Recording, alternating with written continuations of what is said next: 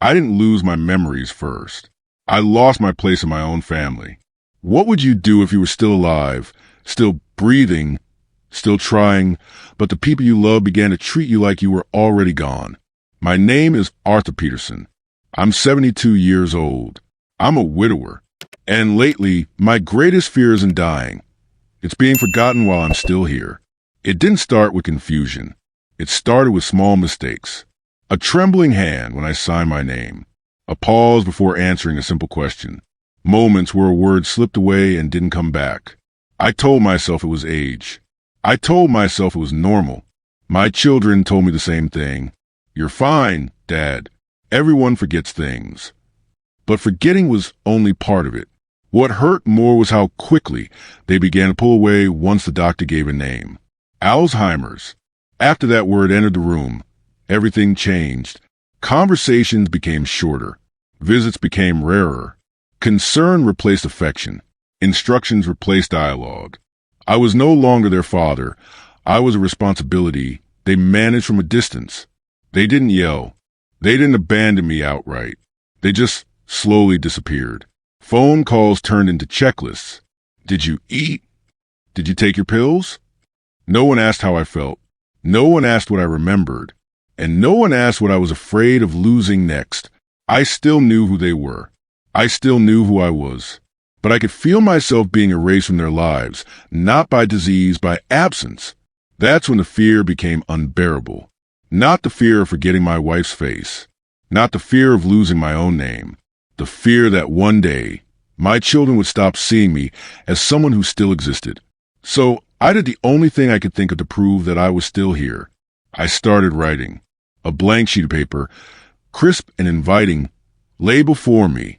My hand, still trembling, reached for a pen. It wasn't a hobby, the sudden urge to write. It was a desperate, primal act of survival. I was afraid to forget. Afraid to forget Martha, my children, the life we built, the man I was. This, I realized, was my fight. My battle against the encroaching darkness. I started writing letters. Not to anyone in particular, at first, just to myself. To the me who would wake up tomorrow or next week or next year and perhaps not remember. The first letter was a chaotic outpouring of fear and grief. My name is Arthur Peterson. I wrote, my handwriting surprisingly firm, as if the urgency of the task had momentarily steadied my hand. I live at 14 Oakwood Drive. It is October 14th, 2023. You have Alzheimer's. Do not be afraid. Remember Martha. Remember David and Sarah. I read it back, a chill running down my spine. It was a message from a dying man to a stranger, a desperate plea for connection across the chasm of oblivion. The letters became my anchor, my lifeline. Each morning, I would sit at the desk, sometimes recalling what I had written the day before, sometimes not. The process itself was a struggle. I'd begin a sentence, only for a word to vanish, leaving a gaping hole in my thoughts, a blank space on the page. I'd stare at it, willing the word to return, the frustration a hot, burning ember in my chest. Other times, memories would flood back with startling clarity, moments long buried emerging from the fog. I'd write them down feverishly, as if preserving them on paper would make them immune to the disease's insidious grasp. I wrote to Martha, pages filled with the mundane details of my day, knowing she would never read them. The roses are blooming, Martha, just like you always liked them. I'd write, picturing her in the garden, her sun hat tilted just so. David called today. He said he'd try to visit next month. That promise, like many others, hung in the air, a fragile thing. David's calls, once weekly, had dwindled to bi-weekly, then monthly.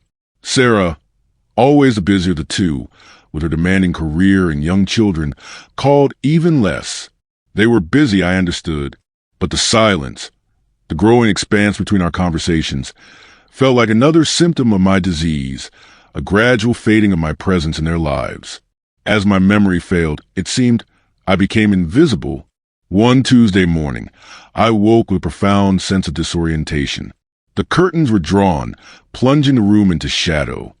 I fumbled for the lamp, my heart pounding. Where was I? The room was familiar, yet alien. A framed photograph on the bedside table caught my eye. Martha, radiant, her arm around me. Both of us younger, full of life. Martha. The name was a whisper on my lips, a fragile connection to reality. I got out of bed, my legs feeling heavy, and made my way to the writing desk. A stack of envelopes, neatly arranged, sat beside a half-written letter. I picked up the top one.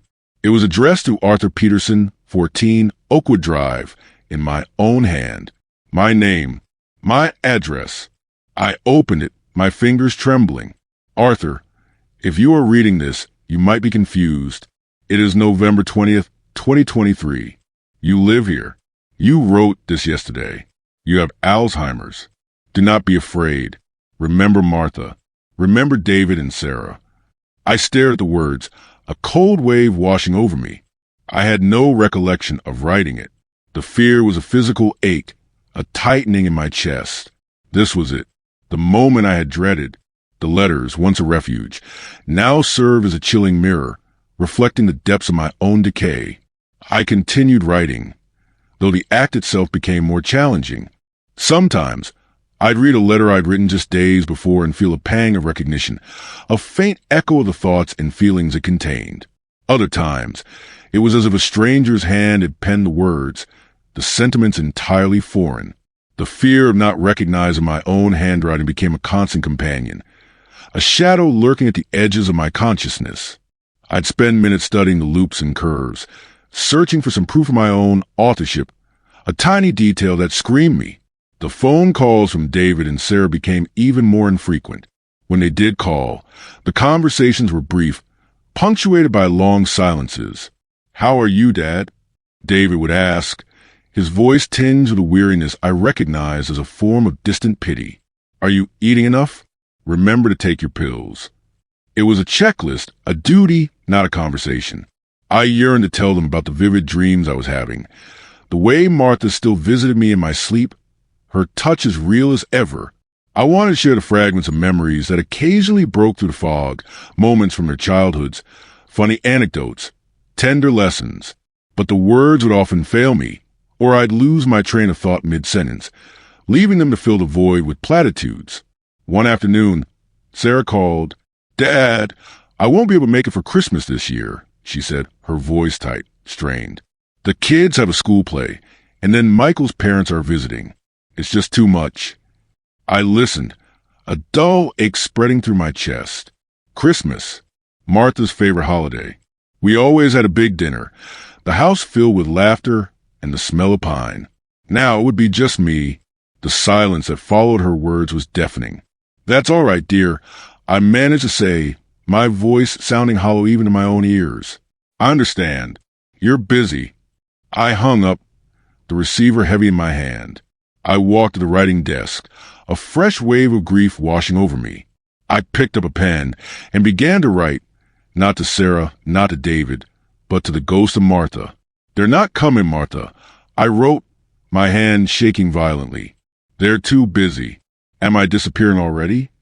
The letters became a substitute for the affection I was losing, a desperate attempt to fill the void left by their absence.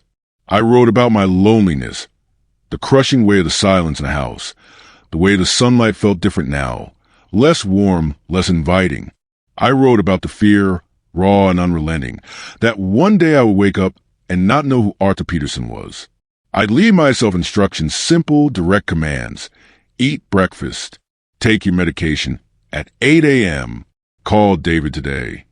Sometimes I find these notes days later untouched, the tasks undone. One morning, the light was particularly harsh, slanting through the window and illuminating the dust motes dancing in the air. I sat at the desk, a peculiar sense of dread settling over me. My eyes fell upon a letter, half finished, dated just yesterday. "Dear future Arthur," it began. "Today, I saw a robin in the garden. Martha always loved robins. She said they were a sign of hope." I read the words, and a profound emptiness opened within me. I had absolutely no memory of writing them.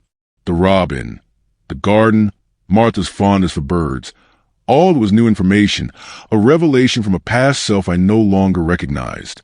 It was as if another person had lived that day, had that thought, had penned those words. The realization hit me with the force of a physical blow. The me who wrote that letter was already gone. I was reading a message from a ghost. The urgency to write intensified. Each stroke of the pen was a race against time, a desperate scramble to leave some trace, some evidence of my existence before the final fade. I wrote about my love for Martha, the way her hand felt in mine, the scent of her hair, the sound of her laughter. I wrote about David's first steps, Sarah's mischievous grin as a child, the pride I felt watching them grow. I wrote about my work as an engineer, the satisfaction of building something tangible, something that would last. My life, my loves, my identity, all of it poured onto the pages, a desperate plea to be remembered, not just by others, but by myself. One particularly difficult day, I found myself staring at the stack of letters, a bewildered expression on my face. There were dozens of them, perhaps hundreds, each one a fragment of a fading mind. I picked up one at random. It was addressed to David. My dearest David, it began, I know I haven't been myself lately. The doctors say it's Alzheimer's. I want to tell you that I love you, and I'm proud of the man you become. I know you're busy, but please try to remember me, even when I can't remember myself. A tear rolled down my cheek. I had no memory of writing that letter, no recollection of those feelings, that desperate plea. But the words resonated, a deep, aching truth that transcended my failing memory. It was my voice, my heart, speaking from a place that the disease hadn't yet touched. The thought that I might have written such a raw, honest confession, and then forgotten it, was almost unbearable. It was a testament to the fact that even as my mind crumbled, the core of who I was, the love I held for my children, remained. The house grew quieter still. The phone rang less and less. David and Sarah's visits had become sporadic, then non-existent. There were always excuses, always reasons. I understood intellectually, but emotionally, it was a gaping wound. It was as if my illness had not only stolen my memories, but also alienated me from those I loved most. I was still here, still breathing, still capable of moments of lucidity, but I was being left behind, slowly, inexorably, as if I were already gone. The letters became my only companions, silent witnesses to my fading existence. I started to include photographs in some of the letters, old, faded snapshots of Martha and me, of David and Sarah's children, of family holidays. I'd write captions beneath them, painstakingly detailing the names, the dates, the significance of each moment. This is Martha and me on our honeymoon, 1970. I'd write, this is David's 5th birthday party. He loved that train set. It was an attempt to provide context, a visual anchor for words, a desperate hope that if my written words failed, the images might spark some flicker of recognition, some sliver of memory, either for me or for whoever might eventually find these letters. The days blurred into weeks, the weeks into months.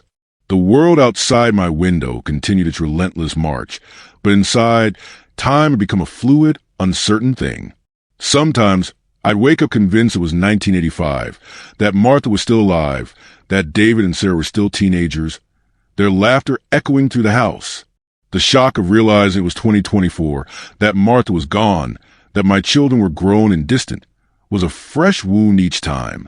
The letters, however, remained, a tangible record of my struggle, my love, my fear. I had a moment of profound clarity one afternoon. I was sitting at the desk, sunlight streaming in, illuminating the dust motes dancing in the air. I looked at my hands, gnarled and spotted with age, and then at the pen I held. I looked at the stacks of letters, meticulously organized, each one a testament to my fight. I realized then that these letters were more than just a memory aid. They were my legacy. They were the proof that Arthur Peterson existed, that he loved, that he fought against the silence and the oblivion with every fiber of his being. Even when the names and faces began to truly vanish, when the past became an unreadable script, the act of writing itself brought a strange comfort. The rhythmic scratch of the pen on paper, the feel of the paper beneath my fingers, the shape of the letters forming on the page. These were constants in a world that was rapidly dissolving. I might not remember what I had written or even why I was writing, but the motion, the intention, remained. It was a testament to the enduring human spirit, a silent scream against the encroaching darkness. The last letter I wrote, or at least the last one I remember writing with any degree of conscious intent, was addressed simply to anyone who finds this. My hand was shaking so badly that the words were barely legible, a spiderweb of ink on the pristine white page. My name is Arthur Peterson. I wrote the words, a faint echo of that very first letter. I love Martha. I love my children, David and Sarah. I wrote these letters because I was afraid to forget. I don't remember much now, but I hope someone remembers me. I hope these letters tell my story. I was here. I lived. I loved. Don't let me disappear in silence. I laid the pen down, exhausted, a profound sense of peace settling over me. The light from the window was fading, casting long shadows across the room. I looked at the stacks of letters, a lifetime condensed into pages, a testament to a man who fought to hold on to himself. Even if my mind ultimately succumbed to darkness, these letters would remain. They were my voice, my heart, my existence, preserved in ink, waiting to be discovered, waiting to be remembered. And in that, there was a strange, bittersweet comfort. My mind might vanish, but my desire to be remembered, to have existed, would live on through these words. They were the last proof that Arthur Peterson was here, that he loved, and that he fought to the very end to not disappear silently into the night. As those thoughts settled, the silence of the room deepened, broken only by the gentle rustle of the curtains as a faint breeze stirred. The air, once thick with the scent of old paper and fading memories, now seemed to hold a quiet reverence, as if the room itself understood that these words were not just remnants of a fading mind, but a final act of defiance against being forgotten. My gaze lingered on the last letter, the hastily scrawled signature, the desperate plea for remembrance. I poured every last ounce of my fading consciousness into those words, a final, defiant act against the encroaching void. What would happen to these letters? Would they be found by a stranger, a distant relative, or perhaps someone who understood the silent agony of a mind slipping away? The thought brought a curious mix of trepidation and hope. Trepidation, because the idea of my most intimate fears and cherished memories laid bare for unknown eyes was unsettling. Hope, because that was the very purpose of their creation. To bridge the chasm of forgetfulness, to connect with another human being across the vast expanse of time and oblivion. I imagined a scenario. Years from now, a young woman, perhaps my granddaughter, stumbles upon a dusty box in the attic. Her fingers trace the faint embossing on the leather-bound journals, the faded ink on the envelopes. She opens the first one, her brow furrowing in concentration as she deciphers my shaky handwriting. What would she feel? Pity? Curiosity? A profound sense of connection to a man she barely knew, a ghost in the past whose voice had finally found its way to her? That was the enduring power of stories, wasn't it? They were vessels carrying fragments of lives, whispers of souls, across generations. They defied the tyranny of time, the cruel erosion of memory. My letters, humble as they were my attempt to contribute to that grand tapestry of human experience, a tiny thread woven into the fabric of existence. The theme of remembrance, I realized, was not just about Arthur Peterson being remembered. It was a universal human yearning. From ancient cave paintings to epic poems, from towering monuments to family photo albums, humanity has always strived to leave its mark, to declare, I was here. It's a primal instinct, a deep-seated fear of being utterly erased, of having lived and loved and suffered without a single trace left behind. In a world increasingly saturated with fleeting digital content, where attention spans are measured in seconds and yesterday's news is instantly forgotten, the act of writing a physical letter, of preserving thoughts in tangible form, felt like an act of rebellion. It was a deliberate slowing down, a commitment to permanence in an age of ephemerality. Each stroke of the pen, each drop of ink, was a conscious effort to defy the accelerating pace of modern life, to carve out a small, enduring space for one's own narrative. But the struggle to remember isn't just a battle against the external forces of time and neglect. It's often an internal war, fought within the confines of one's own mind. For me, that war was literal. Alzheimer's was a relentless enemy, systematically dismantling the very architecture of my identity. It was a thief of moments, a destroyer of connections, a silent executioner of self. I remember a conversation I had with Martha years ago when the first whispers of forgetfulness began to surface. I had misplaced my keys for the umpteenth time, and a wave of frustration, disproportionate to the incident, had washed over me. "It's just keys, Arthur," she'd said, her voice gentle, her hand resting reassuringly on my arm. "It's not just the keys, Martha," I'd replied, my voice thick with emotion I couldn't quite name. It's a crack in the foundation. A tiny one, but I can feel it." She had looked at me then, her eyes filled with love that transcended words, a flicker of understanding that mirrored my own unspoken fear. She knew what I meant. She saw the shadow lengthening. Even then, those early days were characterized by a desperate clinging to routine, a rigid adherence to schedules and lists. I felt like a man walking a tightrope, each step carefully measured, each breath consciously taken. I'd repeat names, dates, and events of myself, a constant mantra against the encroaching fog. It was exhausting, this constant vigilance, this internal battle to maintain equilibrium. One particular incident stood out, a stark illustration of the insidious nature of the disease. I was helping David, my son, with a home improvement project. We were building a bookshelf for his daughter, who was then a bright-eyed 8-year-old. I'd always been handy, priding myself on my ability to measure, saw, and assemble with precision. But that day, something was off. I kept misplacing tools, forgetting which screw went where, and struggling to remember the sequence of steps we had just discussed. David, bless his patient heart, tried to reassure me. "It's okay, Dad. We all have off days." But I knew it wasn't just an off day. It was a sign, a louder whisper from the encroaching darkness. I remember looking at her, her face alight with anticipation, and feeling a pang of profound sadness. Would I remember her laughter? Would I remember her bright questions, her innocent curiosity? The thought was a physical ache in my chest. That evening, I started my first letter. It wasn't a grand, philosophical treatise. It was a simple recounting of the day, the frustration, the fear, and the overwhelming love I felt for my family. It was a raw, unfiltered outpouring of a man grappling with a future he desperately wanted to outrun. The act of writing, of putting words on paper, felt like an anchor in a tumultuous sea. It was a way of externalizing internal chaos, of giving form to the formless anxieties that gnawed at me. Over time, the letters evolved. They became a chronicle, a testament, a plea. They documented not just the decline of my memory, but the persistence of my spirit.